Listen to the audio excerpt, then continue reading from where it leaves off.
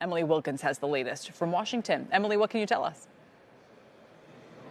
Hey, Kelly. So, yes, Republicans are hoping to take this big vote next week on Trump's mega bill, but they have to figure out the SALT issue first. And that's because there are 5 Republicans at this point, 5 to 6, that say that they will not vote for the bill unless they see an increase in the proposed SALT cap. Remember, the bill right now has that SALT cap going up to $30,000 for those making $400,000 or less. That's good for some of the folks who have been pushing for a higher SALT cap, but not all of them. And the small margins means that Mike Johnson can only lose up to 3 members. Johnson did strike an optimistic tone after meeting today with some of the SALT holdouts as well as some of the deficit hawks. He said that there is a way to raise the SALT cap. They just have to find cuts elsewhere in the bill. Listen to what he told reporters.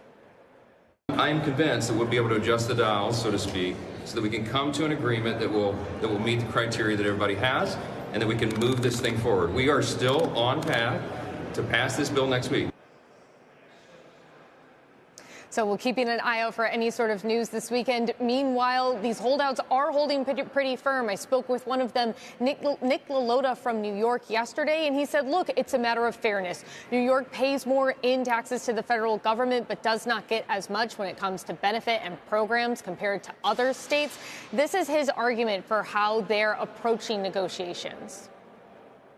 We want to come to a deal. We think the Trump tax cuts are good for us. They're certainly good for the country. But New York shouldn't have to pay for everybody else's federal tax cuts.